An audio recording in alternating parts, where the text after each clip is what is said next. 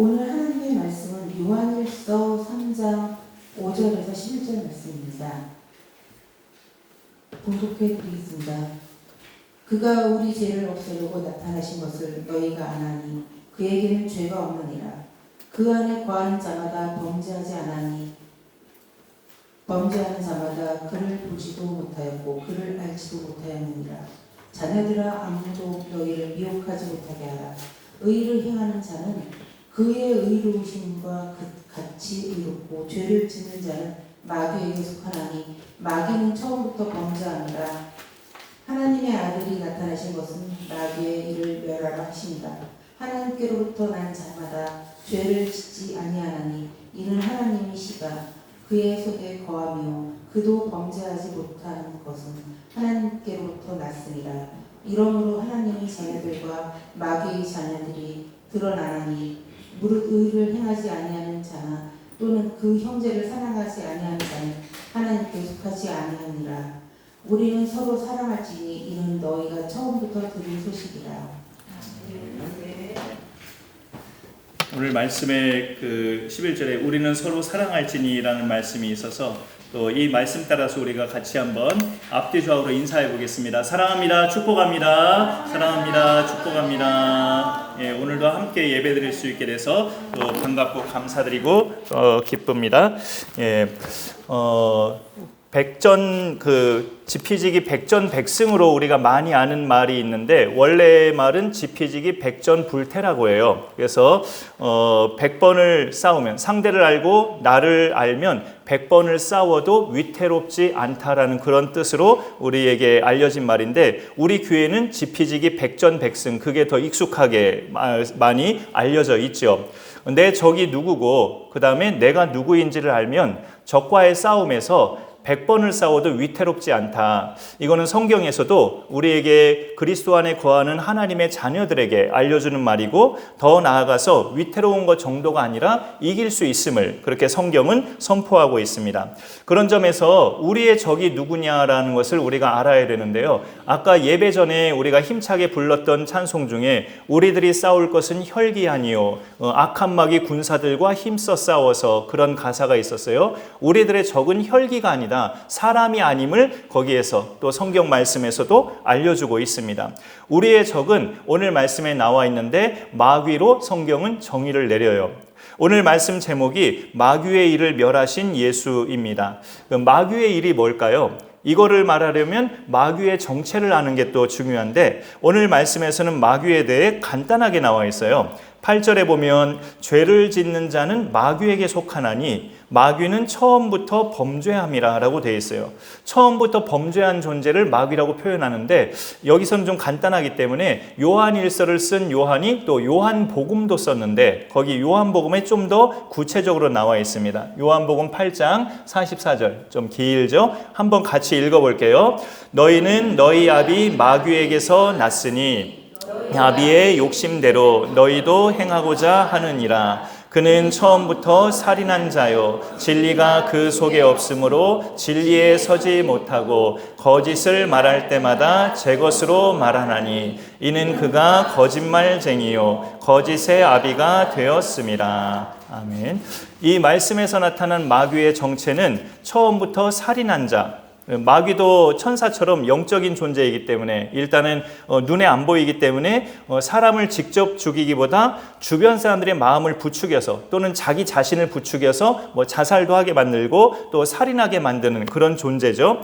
이 말씀은 예수님이 유대인들과 대화 나누시다가 하신 말씀인데 그 유대인들 중에는 실제로 어떻게 하면 저 예수를 죽일까 의논했던 사람들도 많아요. 그러니까 마귀의 자식이기 때문에 그런 살인을 생각하는 거죠. 또 예수님이 제자들에게 하신 말씀 중에 너희 중에 한 사람은 마귀니라 그 말씀도 있었어요. 예수를 팔아넘겨서 십자가에 죽게 만든 말하자면 현실적인 장본인 가룟 유다를 일컬은 말씀인데 그 말씀에서도 예수님은 마귀의 정체를 어찌 보면 넌지시 알려주신 거예요. 살인자. 그리고 마귀는 그 속에 진리가 없기 때문에 거짓만 말을 하는데 거짓을 말할 때마다 자기 말처럼 제 것으로 한다라고 알려주고 있죠. 이 마귀가 하나님 말씀을 직접 듣지 못하고 남편에게 들은 하와에게 접근을 해서 뱀이 하와에게 접근을 해서 이렇게 말하잖아요. 너희가 결코 죽지 않는다. 너희가 그것을 먹는 날에는 너희 눈이 밝아져서 하나님과 같이 될 줄을 알기 때문에 하나님이 먹지 못하게 하시는 거다라는 식으로 말을 해요. 그 말에 마음이 흔들려서 아담과 하와가 실제로 선악과를 먹었을 때 그 뱀이 말한 것처럼 그들의 눈이 밝아지긴 했는데 밝아져서 자신들이 벗었음을 알게 되는 수치심이 생겼어요. 그리고 하나님이 두려워서 숨어버렸어요. 절대 하나님과 같이 되지 않았어요. 마귀는 거짓말쟁이요 거짓의 아비임을 잘 증명해주고 있습니다.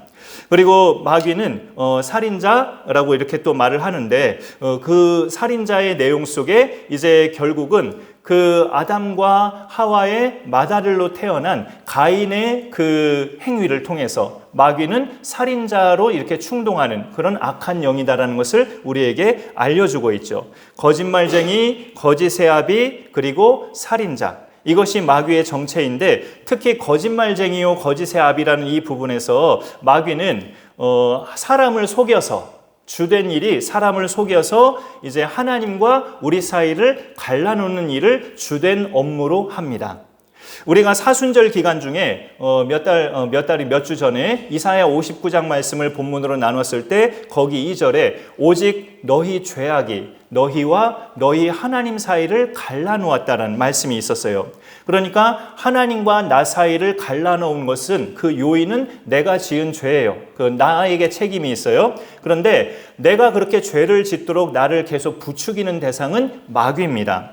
이 일을 자기 사명으로 알고 적극적으로 부추기는 대상이 바로 마귀예요. 예수께서 이 땅에 오신 목적은 마귀의 일을 멸하려 오셨다고 우리에게 굉장히 소망이 담겨지는 그런 목적으로 이 땅에 오신 거죠. 8절 하반절에 그 말씀이 있죠. 하나님의 아들이 나타나신 것은 마귀의 일을 멸하려 하심이라 라고 되어 있습니다.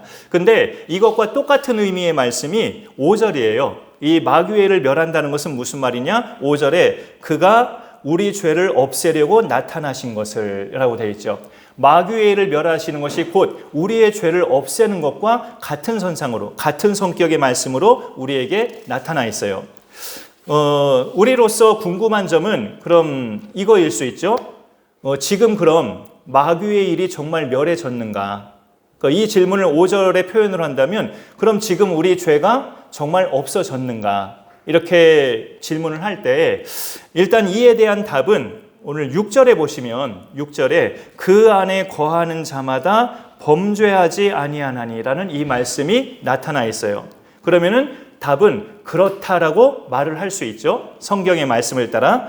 그러면 예수 밖에 있는 사람들을 기준으로 하면 예수 밖에 있는 사람들은 아직까지 여전히 마귀의 자녀들로 어찌 보면 살아가고 있는 다수의 우리보다 훨씬 더 많은 그런 다수의 세상 사람들인데 그들이 마귀의 그 지체로서 그렇게 자녀들로서 살아가고 있다면 마귀의 일이 아직 멸해지지 않은 거네요? 라고 질문을 할 수 있죠. 그렇게 도출되지만 승부는 이미 끝났어요. 예수께서 십자가 죽음을 담당하시고 또 죽은 자 가운데서 살아나심으로 마귀는 이미 패배자가 됐습니다. 이 말씀을 같이 읽어보죠. 골로새서 2장 15절인데요. 골로새서 2장 15절 두 번째 참고 말씀이요. 시작. 통치자들과 권세들을 무력화하여 드러내어 구경거리로 삼으시고 십자가로 그들을 이기셨느니라. 예. 모든 악한 영을 성경에서는 에베소서도 그렇고 여기서도 그렇고 통치자들과 권세들로 그렇게 표현하는데 그것들을 무력화했다. 그래서 구경거리로 삼으셨다. 이건 좀 적절한 비유는 아니지만 마치 그 힘을 잃은 머리 잘린 삼손이 이렇게 맷돌을 돌면서 앞도 못 보고 바보같이 짐승처럼 맷돌을 돌릴 때 블레셋 사람들에게 구경거리가 된 것처럼 그리고 이렇게 마귀가 사실상 그런 존재가 됐다는 거죠. 예수의 죽으심과 부활하심으로 마귀의 그 힘은 이제 잃어졌고 이미 패배자가 됐고 구경거리 같은 그런 존재로 전락하게 됐다는 거예요. 물론 마귀의 최종 멸망은 계시록에 보면 불과 유황못에 던져지는 그것을 둘째 사망이라고 표현하는데 그리스도가 오신 후에 이루어지죠. 그러나 예수님의 십자가 죽음과 부활로 마귀는 이미 패배했기 때문에 우리 예수 안에 거하는 자들에게는 마귀의 일이 멸해진 거예요. 중요한 것은 우리가 그 믿음으로 살아가는 겁니다. 나에게는 이제 마귀의 일이 멸해졌다라는 믿음으로 살아가는데 소속을 분명히 자꾸 확인해야 되는 거죠. 내 자신의. 나는 더 이상 마귀의 소속이 아니라 그리스도의 소속이다. 나는 하나님의 자녀된 소속된 사람들이다 라고 이렇게 우리 자신을 자꾸 확인해야 됩니다. 그 예수께 소속된 사람을 오늘 말씀에서는 하나님께로부터 난 자라고 말을 해요. 9절에 하나님께로부터 난 자마다, 그 다음 표현이 또 중요하죠. 죄를 짓지 아니하나니. 이 표현이 무슨 말일까요? 마귀를 이길 수 있다는 거죠. 하나님께로부터 난 자마다 마귀를 이길 수 있다. 마귀의 정체를 알고 내가 누구인지를 알면 하나님께로부터 난 자, 상대를 알고 나를 알면 마귀로 인해 위태롭지 않게 되고 이겨나갈 수 있기까지 하다는 거예요. 사실 마귀는 이제 그나마 남아있는, 이건 제 표현인데 그냥 남아있는 꼬리로 발버둥 치면서 마지막까지 발버둥 치는 거예요. 하나님께서 뱀에게 여자의 후손이 네 머리를 상하게 할 것이다 라고 그렇게 말을 했죠. 예수의 십자가 죽으심과 부활로 마귀는 머리에 치명상을 입어서 그 머리로 이제 자기 역할을 할 수가 없어요. 남아있는 꼬리 가지고 이제 발버둥 치면서 믿음의 사람들, 이 땅의 사람들을 계속 흔들고 또 이렇게 하나님과 멀어지게 하는 몸부림을 하는 건데, 예수 믿고 하나님의 자녀된 우리도 그래서 여전히 이제 죄인으로 고발을 하고요. 우리를 참소해요. 자꾸 고발한다는 거죠. 그러면서 이제 우리 마음속에 때로는 하나님을 오해하게 만들고 하나님 말씀에 대해서 불신, 의심하게도 만들어요. 아울러 더 나아가서 우리 여기에 또 귀한 지체들이 모여서 같이 예배드리고 있는데 사람과 사람 사이도 이간질을 해요, 마귀가. 그래서 서로한테 서운한 감정을 생기게 하고 미운 감정을 생기게 만들어요. 이 세상은 마귀가 지금도 그렇게 활동을 하고 있는데 그런 세상에서 살아가는 그리스도인들에게 오늘 말씀이 당부하는 그 부분을 보면 7절에 자녀들아 아무도 너희를 미혹하지 못하게 하라라는 이 명령의 말씀을 우리가 볼 수 있습니다. 그 다음에 보면 의를 행하는 자는 그의 의로우심과 같이 의롭다라고 이렇게 선언하고 있어요. 근데 7절의 이 의는 우리가 행할 수 있는 의가 아니고 예수 그리스도를 믿음으로 얻은 의예요. 우리가 예수 그리스도를 믿음으로 얻는 의입니다.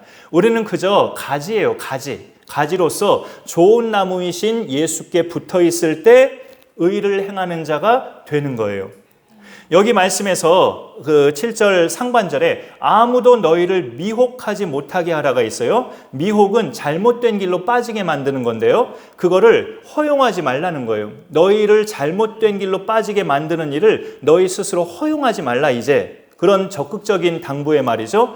미혹에 빠진다고 할 때 우리는 언뜻 생각할 때 일반적인 죄들을 생각할 수 있어요. 어떤 음행이나 보통 사람들이 세상 사람들과 더불어서 우리가 흔히 저지르는 그런 죄들을 떠올릴 수도 있지만 또 성경의 흐름으로 볼 때 잘못된 가르침, 비진리 이런 것에 빠지는 것을 성경은 또 특별히 미혹에 빠지는 거라고 말을 해요. 같은 요한일서에 성경책으로 좀 보셔야 되는데 같은 요한일서의 2장 22절을 한번 볼까요? 같은 요한일서의 2장 22절입니다. 한 장만 앞으로 넘기시면 될 것 같죠? 예, 우리 2장 22절 성경책으로 같이 읽어보죠. 시작. 거짓말하는 자가 누구냐? 예수께서 그리스도이심을 부인하는 자가 아니냐? 아버지와 아들을 부인하는 그가 적 그리스도니. 예, 여기 이렇게 나와져 있습니다. 잘못된 가르침이 뭐냐? 예수가 그리스도가 아니다라는 것이 가장 핵심이에요. 예수가 죄인들의 구원자가 아니야 라는 주장이 누군가가 한다면 그것은 100% 잘못된 가르침이고 너희를 미혹에 빠뜨리는 거다라고 분명하게 알라고 말씀하는 거죠. 성경의 가르침을 정면으로 반박하는 거기 때문에.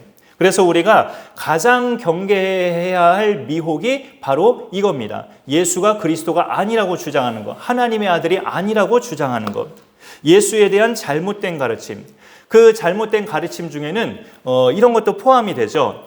카톨릭이나 또 많은 종교에서 이렇게 주장하기도 하지만 예수님을 통해 구원받는 것도 맞지만 꼭 그 길만이 구원의 길은 아니다라는 이렇게 다원성을 주장하는 것. 이 세상에 많은 종교가 있다는 증거가 뭐겠느냐. 각 종교마다 거기에서 가르치는 구원의 길이 있기 때문에 이 세상에 그렇게 종교들이 있는 거 아니겠냐라고 하면서 예수를 안 믿어도 두드러진 죄악을 저지르지 않은 사람은 지옥에 가지 않는다. 그리고 또 이런 주장도 있죠. 또 사실 영국의 유명한 복음주의자가 이런 주장을 해서 또 충격적이기도 했는데 영혼 멸절설이라는 것도 있어요. 예수님을 안 믿고 죽은 사람은 지옥에서 영원한 고통 가운데 사는 게 아니라 그 영혼은 없어진다. 그 없어지기까지는 이런 부연도 있어요. 불심판을 받는다 해도 불심판을 받는다고 하는데 불은 성격상 금방 태우기 때문에 그 불심판을 금방 받아서 그 영혼 자체는 이제 없어진다. 우리가 모태 속에 태어나기 전에 우리라는 존재는, 나라는 존재는 없었잖아요. 제가 1968년까지는 제가 없었던 사람이에요. 말하자면. 그러니까 나이를 밝히는 셈이 돼버렸는데 그렇게 없어진다는 거죠. 영혼 멸절설. 예수 안 믿고 죽은 사람은 지옥에 가는 게 아니라 그 영혼은 없어진다. 존재 자체가 없어지기 때문에 지옥 가는 것도 아니고 천국 가는 것도 아니고 그냥 없어져 버리는 거다. 이 설이 사람들에게 매력이 있어요. 영원한 지옥에서 고통받는다는 것은 생각만 해도 너무나 끔찍하기 때문에 영혼 멸절설? 그래, 차라리 없어지는 게 낫겠네. 사람들에게 매력이 있죠. 근데 계시록에 이 말씀을 또 같이 한번 읽어볼까요? 요한계시록의 세 번째 우리가 참고 말씀인데요. 자, 시작. 또 그들을 미혹하는 마귀가 불과 유황못에 던져지리니 거기는 그 짐승과 거짓 선지자도 있어 세세토록 밤낮 괴로움을 받으리라. 불과 유황못에 던져져서 타서 없어지는 게 아니고 쭉 읽다 보면 세세토록 밤낮 괴로움을 받으리라. 영원히 존재해서 살아간다는 거예요. 요한복음 5장 29절에도 의를 행한 자는 생명의 부활로, 악을 행한 자는 심판의 부활로 나오리라. 그렇게 믿지 않는 대상들도 심판의 부활을 해서 세세토록 이렇게 괴로움을 받는다는 것이 성경의 말씀이에요. 그런데 여기에 보면은 또 이런 궁금증을 가져볼 수 있어요. 자세히 읽어보시면 마귀가 있고 짐승이 있고 거짓 선지자만 있지 일반 사람은 없네요 라고 이렇게 말할 수 있죠. 그러니까 지옥불은 적극적으로 사람을 미혹했던 그런 적그리스도, 마귀와 짐승, 적그리스도를 상징하죠. 그 다음에 거짓 선지자, 예수 잘 믿는 사람들을 예수님과 멀어지게 한, 잘못된 것을 가르친 그런 적극적으로 악을 행한 자들만 있지 일반 사람은 없네요 라고 이렇게 반문할 수도 있죠. 근데 계시록의 또 다른 말씀을 한번 마저 하나 더 읽어볼게요. 시작. 누구든지 생명책에 기록되지 못한 자는 불못에 던져지리라. 이 누구든지는 모든 사람을 포함해서예요. 그래서 생명책에 기록된 자만이 이제 어린 양의 생명책에 기록된 자만이 그렇게 하나님의 백성으로서 영생하게 됨을 약속하고 있죠. 우리는 하나님이 구원의 안내서로 우리한테 주신 성경을 따르는 사람들이에요. 성경을 바르게 알아서 성경대로 믿고 잘못된 가르침에 빠지지 말아야 합니다. 그러니까 예수님께 붙어있는 자들은 그런 미혹에 빠지지 않는 의인들로 성경은 말씀합니다. 그리고 의인과 관련해서 이 말이 참 고무적인 느낌으로 저는 늘 읽을 때마다 느껴지는데 의인과 관련해서 오늘 말씀이 강조하는 것은 의인은 죄를 짓지 않는다는 것. 참 고무적인 말이죠. 6절에도 있고 9절에도 있는데 이런 말씀은 우리를 참 고귀한 사람으로 띄워주는 것 같아요. 아, 내 품격이 달라지는 것 같네. 나는 이제 죄를 짓지 않는다. 이러면서 아주 이렇게 느낌이 다르고 흥분된 말씀처럼 느껴지지만 같은 요한일서의 그 1장 8절을 또 성경책으로 볼까요? 같은 요한일서의 1장 8절을 한 번 더 성경책으로 보겠습니다.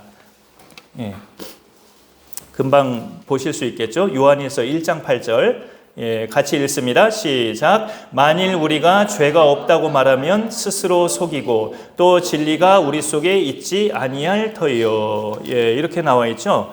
그래서 오늘 본문의 3장의 6절과 9절에 그 안에 거하는 자마다 범죄하지 않는다. 하나님께로 난 자마다 죄를 짓지 않는다라고 말을 했는데 1장 8절에서는 우리가 죄가 없다고 하면 거짓말하는 것이다라고 이렇게 말을 하고 있거든요. 그러니까 서로 앞뒤가 안 맞는 것 같은 말씀인데 그래서 이런 가르침도 있어요. 사실 인간에게는 육체와 영혼이 있는데 예수님을 믿고 구원받은 사람은 영혼은 깨끗해져서 더 이상 죄를 짓지 않고 죄를 짓는 것은 몸이 짓는 거다. 육체가 짓는 거다.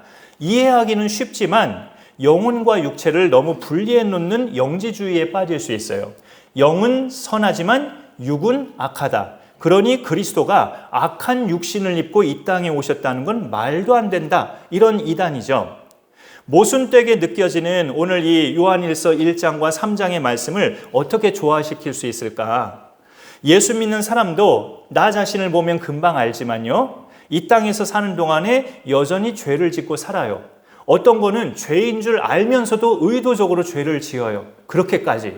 우리도.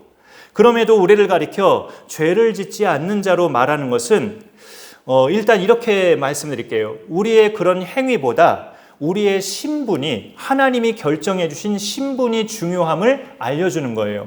여기서 신분은 우리가 하나님의 자녀라는 거고 우리의 행위는 죄를 짓지 않는다는 요 내용이에요. 근데 성경은 우리가 죄를 안 지어서 하나님의 자녀가 된 게 아니고 하나님의 자녀가 됐기에 죄를 안 짓는 것이라고 선포하거든요. 그러니까 우리의 행위보다 신분이 먼저 결정된 거예요. 하나님에 의해서. 하나님의 자녀라는 이 신분이 그리스도를 믿음으로 하나님에 의해서 결정됐기 때문에 이제 그 뒤따라오는 우리의 행위는 죄를 짓지 않는 삶이어야 한다는 것을 성경이 알려줍니다. 하나님의 자녀에게는 왜 죄를 극복하고 안 지을 수 있냐면 그 안에 하나님의 씨가 있어서 그렇다고 해요. 오늘 말씀에 보면은 이렇게 쭉 나와 있죠. 9절에 하나님께로부터 난 자마다 죄를 짓지 아니하나니 이는 하나님의 씨가 그의 속에 거함이요라고 되어 있습니다. 하나님의 씨는 여기 흐름에서 우리가 일반적으로 생각해 보면 나를 구원하신 예수 그리스도로 생각할 수도 있지만 예수 믿는 자에게 내주하시는 성령으로 생각할 수 있어요. 성령이 우리 안에 거하시기 때문에 성령이 계신 상태로 살아가는 사람들은 때로 죄를 짓는다 해도 그게 결과적으로 기쁘지 않고 즐겁지 않아요. 내가 왜 이랬지? 하면서 한심하게 생각해요, 나를. 시편 1편에 보면 복 있는 사람은 악인들의 꾀를 따르지 아니하고 죄인들의 길에 서지 아니하고 오만한 자들의 자리에 앉지 아니한다고 말씀하잖아요. 이 복 있는 사람이 바로 그리스도를 대망하고 그분을 영접한 하나님의 자녀들이에요. 하나님의 자녀는 그 신분상 죄인들의 길로 가는 것을 불편해하고 결국 싫어하게 됩니다. 때로는 넘어질 수도 있지만 따라갈 때도 있지만 계속 죄를 대항하고 싸워나가는 자들이 의인들, 하나님의 자녀들이에요. 그리고 죄를 지으면 요한일서에 그 말씀도 있는데 우리는 예수님의 이름으로 자백할 수 있는 특권이 있어요. 우리가 자백하면 미쁘시고 의로우신 하나님께서 우리를 깨끗하게 하시고 모든 우리 죄를 사하시며 모든 불의에서 우리를 깨끗하게 하신다고 바로 아까 요한일서 1장 8절을 봤는데 그 다음 절 1장 9절에서 그렇게 약속하고 있어요. 그리고 오늘 말씀 10절에 3장 10절에 이러므로 하나님의 자녀들과 마귀의 자녀들이 드러나나니 라는 말씀이 있죠. 이게 무슨 말일까요? 이 세상에는 딱 이 두 부류만 있다는 뜻이에요. 놀랍게도 하나님의 자녀들 아니면 마귀의 자녀들. 우리가 내 일가 식구들 중에 아직 예수 안 믿는 대상들을 그렇게 생각하기는 좀 불편하잖아요, 사실. 그러니 우리 먼저 믿은 자들이 전도의 사명이 사실 또 있는 거죠. 마귀의 자녀들이 두드러진 특징이 뭘까요? 아까 마귀의 정체 요한복음 8장 44절 참고로 봤던 것처럼 자기들의 아비 마귀처럼 거짓말쟁이요 살인자의 모습으로 살아간다는 거죠. 남 속이고 사기쳐서 남의 돈을 자기 돈처럼 쓰고 살인과 같은 행동도 서슴지 않고 살아간다는 거예요. 성경은 그런 인물로 대표적인 인물로 가인을 잘 소개합니다. 오늘 말씀을 11절까지 읽었는데 12절로 넘어가 보시면 가인같이 하지 말라. 그는 악한 자에게 속하여라고 이렇게 사도 요한은 가인이 악한 자에게 속한 사람이었다고 단언해요. 악한 자, 마귀에게 속했던 사람이었다는 거죠. 그럼 우리가 이 말씀에 따라 너희들은 가인같이 하지 말라라는 말씀을 볼 때 내가 뭐 가인같이 행동을 해? 내가 아무리 죄를 지어도 그렇게까지는 아니지라고 생각할 수 있어요. 한편으로는 맞는데 그거는 내가 형제를 실제로 안 죽였기 때문에 형제를 실제로 내가 죽인 바는 아니기 때문에 나는 가인 같진 않지라고 생각하는 거죠. 그러나 가인처럼 하지 않으려면 뭐가 돼야 되냐면 형제를 사랑해야 한다고 가르쳐요. 너희가 가인처럼 살지 않으려면 형제를 사랑해야 한다. 그 10절 하반절에 보시면 그 형제를 사랑하지 아니하는 자는 하나님께 속하지 아니하니라. 가인이 하나님께 속한 자가 아니었으므로 아벨을 죽임과 같이 너희가 형제를 사랑하지 아니하면 하나님께 속한 자가 아닌 줄로 알라고 아주 단호하게 말씀을 하고 있습니다. 이 문맥에서 말씀하는 형제는 여기서 말씀하는 형제는 어떤 대상일까요? 11절에 우리는 서로 사랑할지니 같은 믿음 공동체의 지체들이에요. 같은 믿음의 공동체 지체들. 그런데 우리 믿는 사람들의 관계도 보면 우리가 원하는 것은 아니었지만 불편함이 생길 때도 종종 있죠. 오히려 불신자 지인들을 사랑하는 건 오히려 어렵지 않은데 믿음의 동료들을 사랑하는 건 어려운 경우들이 있어요. 아이러니하게도. 상대방 때문에 시험에 들거나 마음이 상하는 경우 아무리 믿음의 동료라 해도 사랑하고 받아주는 것이 쉽지 않죠. 사랑하지 않는 것을 가인과 같다고 말하는 건 이건 너무 비약 아닌가 생각할 수도 있지만 내가 어떤 지체를 사랑하지 않는다는 것은 무관심보다는 미운 감정인 경우가 훨씬 많아요. 사랑하지 않는다는 것은. 그런데 그 미운 감정, 살인의 출발이 미움이에요. 성경에서 말씀하는. 여기 3장에 성경책으로 한 번만 더 볼게요. 오늘 본문이 있는 3장의 15절을 한번 우리가 보겠습니다. 3장의 15절 같이 한번 읽어보죠. 그 형제를 미워하는 자마다 살인하는 자니 살인하는 자마다 영생이 그 속에 거하지 아니하는 것을 너희가 아는 바라. 살인의 출발은 미움 내지는 또 시기예요. 사울 왕이 다윗을 대한 것 보면 잘 알 수 있죠. 자기가 혼미할 때 그 사울을 위해서 수금을 연주했던 다윗을 향해 창을 던지면서 계속 시기심이 폭발했던 그 사울을 보면 그 살인의 출발은 미움이요 시기라는 것을 우리가 알게 돼요. 가인도 마찬가지였고 이 세상에는 두 부류밖에 없어요. 하나님의 자녀들과 마귀의 자녀들. 성경은 인간의 구원을 여러 가지의 루트로 말하지 않고요. 절대 오직 두 가지 중에 한쪽으로만 말을 해요. 인간의 구원을. 빛과 어둠 중에서 빛에 속한 것, 생명과 사망 중에서 생명에 속한 것, 천국과 지옥 중에 천국에 속한 것, 하나님의 자녀와 마귀의 자녀 중에 하나님의 자녀에게만 해당하는 것. 이게 구원이에요. 그런데 형제를 사랑하지 아니하는 자는 하나님께 속하지가 않았대요. 그래서 구원받는 사람이 얻게 되는 영생이 그 속에 없다고 단호하게 말씀합니다. 그럼 내가 누군가를 미워한다면 이걸 성경에서는 살인이라고까지 이렇게 표현하고 있는데 그러면 우리는 이런 말씀 볼 때마다 갑자기 불편해질 수 있어요. 그럼 나는 지금 하나님의 자녀가 맞는가? 아니면 아직도 그럼 나는 마귀의 자녀인가? 하면서 막 마음이 복잡해지고 두려워지기도 하고 그러죠. 그런 상태에서 우리가 돌이키려면 내 마음에 미운 감정이 있는 그 상대가 잘 되기를 기도하는 것부터 시작해 보면 좋겠어요. 언젠가 한번 여러분께 말씀드렸는데 참 희한한 것은 암만 미워도 그 사람을 위해서 기도하는 순간은 성령께서 붙잡아 주시더라고요. 미운 감정을 사그라뜨려서 그가 잘 되기를 기도하도록 성령께서 인도하셔요. 분명히 그렇게 인도하십니다. 그러니 자꾸 기도를 해야 되겠죠. 그리고 만날 수 있는 환경이 된다면 만나보는 것도 좋겠죠. 마귀가 부추기는 일을 멸하시고자 하나님의 아들이 오셨대요. 사람으로까지 그가 오셔서 십자가에서 피 흘려 죽기까지 마귀의 일을 멸하시는 그런 결단을 하셨어요. 오늘 말씀과 같은 말씀을 접할 때 우리 마음이 복잡해지고 두려워진다면 그거는 긍정적으로 말해서 내가 하나님의 자녀라는 최소한의 증거입니다. 하나님의 자녀가 아니면 그런 말씀이 왜 불편해요? 우리는 예수님의 십자가 죽음과 부활을 믿는 하나님의 자녀들입니다. 그러면 죄에 대해서는 대항하고 싸우면서 살아가야 돼요. 적극적으로 그렇게 살아가야 돼요. 우리 자신을 이렇게 죄에 대해서 무기력한 자로 스스로 단정하면 예수님을 불신하는 것과 똑같아요. 이 땅에서 사는 동안에는 죄를 지을 수밖에 없지 않나? 우리가 완전한 의인 되는 것은 예수님 앞에 설 때지 이 땅에서 살 동안에 우리가 완전해져. 연약하고 나약하고 넘어지고 자라는데 어차피 완전한 의인은 그리스도께서 오실 때 다 이루어지는데 이 땅에 사는 동안에는 죄 짓는 거 어쩔 수 없지 않나? 이렇게 받아들이면 마귀의 일을 멸하려고 오신 예수님을 불신하는 것과 똑같단 말이죠.